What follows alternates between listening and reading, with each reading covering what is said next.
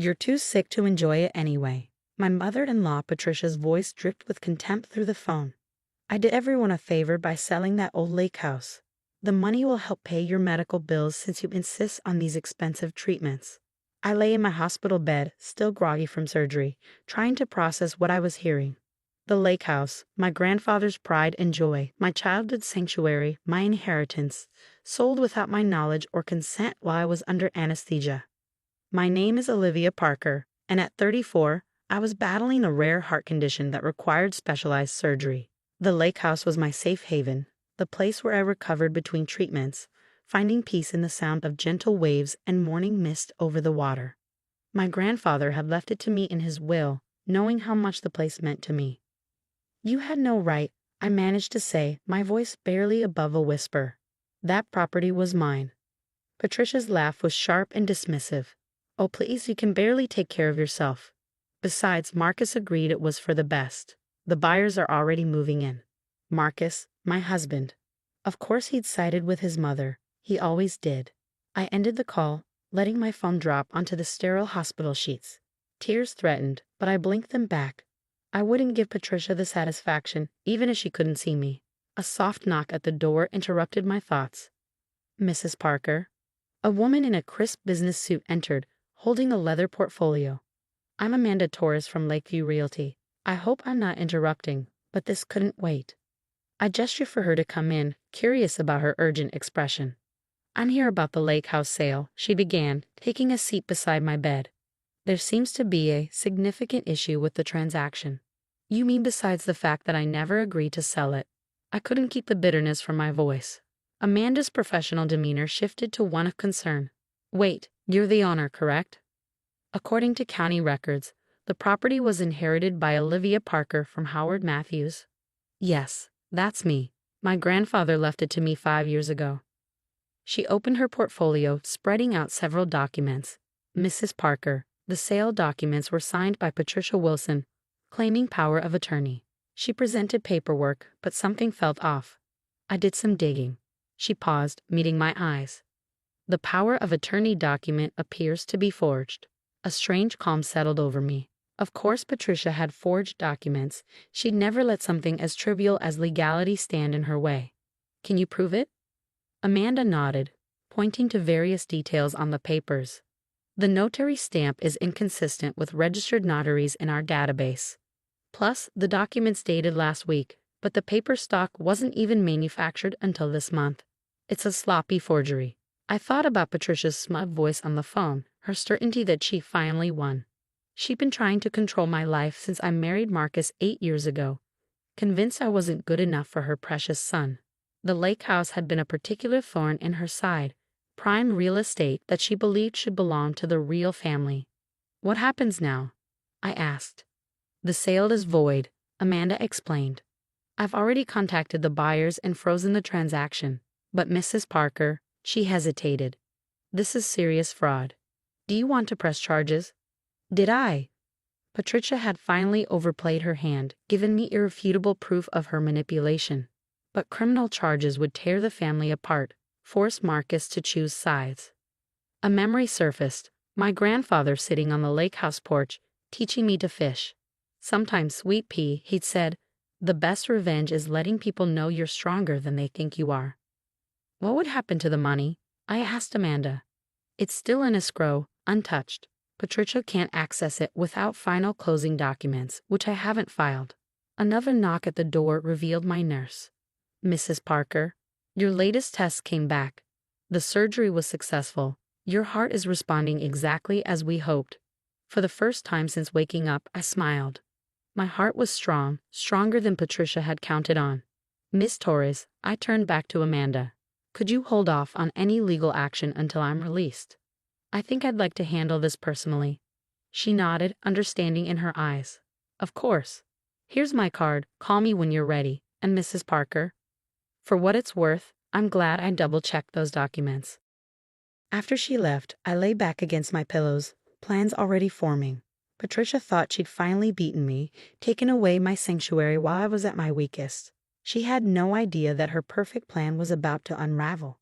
My phone buzzed with a text from Marcus. Mom says you're being difficult about the lake house. Why can't you think about what's best for everyone? I didn't reply. Let them think they'd won for now. Let Patricia celebrate her victory, perhaps even plan how to spend the money. My grandfather had always said the lake was at its most beautiful just before dawn, when the mist rolled in and everything changed. I closed my eyes, remembering the smell of pine needles, the creak of old wooden floors, the way sunlight danced on water. Patricia thought she'd taken all that away from me, but she'd actually given me something precious. The perfect opportunity to show her exactly who she was dealing with. The nurse returned with my evening medication. Your heart rate's looking much better, she said, checking the monitors. Whatever you're thinking about must be good for you. I smiled, fingering Amanda's business card, just planning a little family reunion at the lake house. It's going to be unforgettable. 3 days after my surgery, I was discharged from a hospital. My recovery was progressing remarkably well, something Patricia attributed to the stress of that old lake house being lifted from your shoulders. She'd been calling daily, her voice dripping with fake concern, while subtly reminding me how incapable I was of managing property. I let her talk, let her believe her plan had succeeded. Meanwhile, I was building my case meticulously. Amanda Torres had provided me with copies of every forged document, every fraudulent signature. The paper trail was damning. I just don't understand why you're being so cold, Marcus said one evening as he brought me tea. He'd been sleeping in the guest room since my return, claiming he didn't want to disturb my recovery. Mom was trying to help. I sipped my tea slowly, studying my husband's face. The boy I'd fallen in love with was still there somewhere, buried under years of his mother's manipulation. Help who, Marcus? Her stuff to my inheritance? He shifted uncomfortably. The medical bills are covered by my insurance, I cut in. The same insurance I've maintained through my job, despite your mother's constant suggestions that I should quit and focus on being a proper wife. Liv, you know how she is. She just wants what's best for her. For who, Marcus? For me? Or for herself? Before he could answer, my phone buzzed. It was Amanda. Mrs. Parker, the buyers are getting anxious. They're threatening to involve their lawyers if we don't explain the delay. Actually, that's perfect timing, I said, watching Marcus's confused expression. Could you set up a meeting? I think it's time everyone understood exactly what's happening. 2 days later, I walked into the real estate office, my medical clearance letter tucked safely in my bag along with other crucial documents. Patricia was already there, standing imperiously by Amanda's desk while Marcus hovered nearby. The buyers, a young couple named James and Sarah Miller, sat nervously in the corner. Finally, Patricia huffed. Now we can sort out this ridiculous delay and complete the sale. I smiled serenely, taking a seat. Yes, let's sort this out. Amanda, would you mind explaining to everyone why the sale was halted? Amanda cleared her throat professionally. Certainly. During our standard verification process, we discovered irregularities in the power of attorney documentation presented by Mrs. Wilson. Specifically, evidence of forgery. The room went silent. Patricia's face flushed dark red. How dare you? I would never. The notary stamp is fake, I continued calmly. The paper stock is wrong, and a signature. I pulled out my grandfather's will. Doesn't match any of my legal documents. Would you like to explain that, Patricia? Marcus stepped forward. Mom? What is she talking about? Patricia's composure cracked slightly. She's lying. I had every right. You were in surgery, decisions had to be made. Actually, Amanda interjected, Mrs. Parker's medical directive names her sister as her emergency decision-maker, not you, Mrs. Wilson. You had no legal authority whatsoever. I turned to the Millers, who were watching the scene unfold with growing concern. I'm so sorry you've been caught up in this. I know you were excited about the property. Sarah Miller nodded uncertainly. It's such a beautiful place. When we saw it, I know, I said softly. I grew up there. My grandfather taught me to swim in that lake, to fish off that dock. Every board in that house has a memory. This is ridiculous, Patricia burst out. You can't even take care of yourself, let alone a property. Marcus, tell her. But Marcus was staring at the forged documents on Amanda's desk, recognition dawning in his eyes. Mom, this is your handwriting. Patricia faltered for the first time. I was trying to protect you. She's been holding you back, keeping that prime property all to herself when we could have. When you could have what? I interrupted. Sold it, profited from my inheritance, created some investment opportunity for Marcus that would keep him dependent on you. I did it for him, Patricia shouted. Everything I do is for my son. No, Marcus said quietly. You did it for yourself. You always do. The silence that followed was deafening. Patricia looked from Marcus to me, her carefully constructed world crumbling around her. Here's what's going to happen, I said, my voice steady. The sale is void. It was never legal to begin with. The Millers will get their earnest money back, with my sincere apologies for the confusion. And then, Patricia sneered, trying to regain control. Then you have a choice, I replied. You can either face charges for fraud and forgery, or you can sign this. I pulled out a document my lawyer had prepared. It's a formal acknowledgement of your actions and a legally binding agreement to never interfere with my property or medical decisions again. You wouldn't dare press charges, she scoffed. You never do that to Marcus. I met my husband's eyes. For the first time in years he was really seeing me, and his mother. Actually, he said, I think she would, and she should. Patricia's face crumpled. Marcus, sign the papers, Mom, or I'll drive her to the police station myself. With trembling hands and wounded dignity, Patricia signed the agreement. Amanda notarized it, properly this time, and made copies for everyone. As we left the office, Marcus touched my arm gently. I'm sorry, he whispered. I should have seen it sooner. I looked at him, seeing glimmers of the man I'd married emerging from his mother's shadow. Yes, you should have. We have a lot to talk about.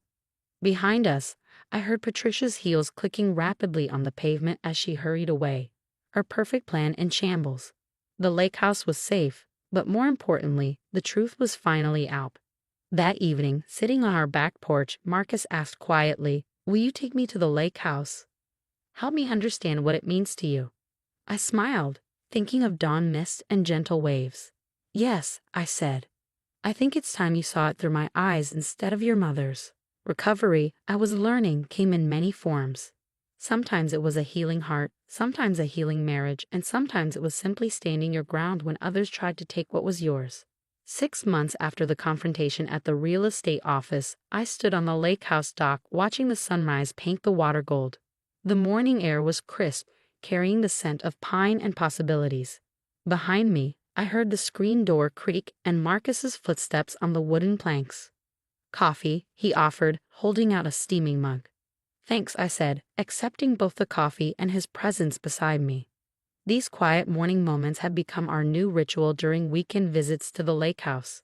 We were rebuilding, slowly but surely, finding our way back to each other without Patricia's shadow looming over us.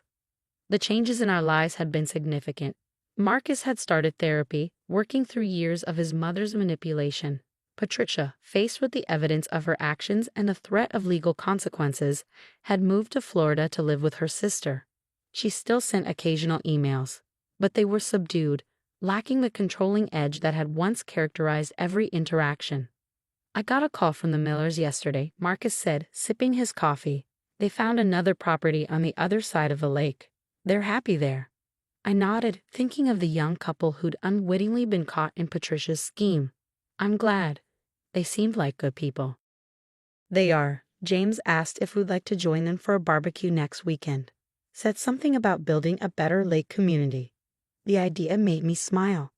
My grandfather had always talked about the importance of good neighbors, how a lake brings people together in ways city living never could. He would have liked the Millers. We'd spent the past few months restoring the lake house, not just physically but emotionally. Each room held memories. The kitchen where my grandfather taught me to cook his famous fish fry, the living room where I'd recuperated after my first heart surgery as a teenager, the sun porch where I'd spent countless hours reading and dreaming. Marcus had thrown himself into the restoration work, learning the history of every repair, every upgrade my grandfather had made. It was his way of making amends, of showing me he understood what he'd almost lost. I found something in the attic yesterday, he said, pulling an old photograph from his pocket. It showed my grandfather and me on this very dock, both of us grinning as I held up my first caught fish. You look so happy here. I said softly.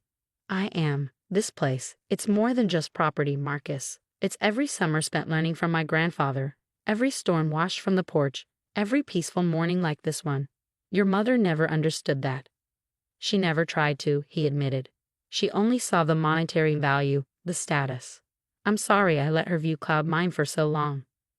My heart condition had stabilized remarkably since the surgery. The doctors said stress reduction played a big part in my recovery, and I knew removing Patricia's toxic influence had been as healing as any medical procedure. I've been thinking, Marcus said, turning to face me. What if we started some new traditions here? Make this place mean something to us, not just about the past. I raised an eyebrow, curious. What did you have in mind? Well, he smiled. Remember how you always talked about running art workshops? The sunroom would make a perfect studio. And that patch of land by the old boathouse. We could start a garden there, something your grandfather would have loved. The idea warmed me more than the coffee. My grandfather had always said the lake house should be a living thing, growing and changing while keeping its heart intact. I'd like that, I said. But only if you're sure. This is my sanctuary, Marcus. I won't have it turn into another battlefield. He took my hand, his grip firm and reassuring. I'm sure. I want to build something here with you, something that's ours. No more letting my mother's voice dictate our choices. As if on cue, my phone buzzed with an email notification from Patricia. I glanced at it briefly, another thinly veiled attempt to assert control, suggesting we sell that old place and invest in Florida property near her. Delete. You know what I learned from all this? I said, turning back to the sunrise.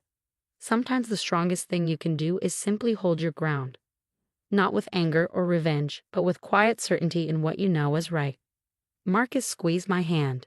You've always been the strong one. I just didn't see it before. A fish jumped in the distance, creating ripples that spread across the golden water. Like those ripples, the effects of standing our ground had spread through every aspect of our lives. Our marriage was stronger, clearer. My health was better than it had been in years. And the lake house, my grandfather's legacy, remained a sanctuary, not just of the past now, but of our future too. Come on, I said, tugging Marcus toward the house. Let's make breakfast. I think it's time I taught you my grandfather's secret pancake recipe. As we walked back along the dock, I sent a silent thank you to my grandfather. He left me more than just a house by the lake. He'd given me a place to find my strength, to heal, to grow. And now finally, it was helping heal my marriage too. The morning mist was lifting, revealing a clear, bright day ahead. Just the kind of day for new beginnings.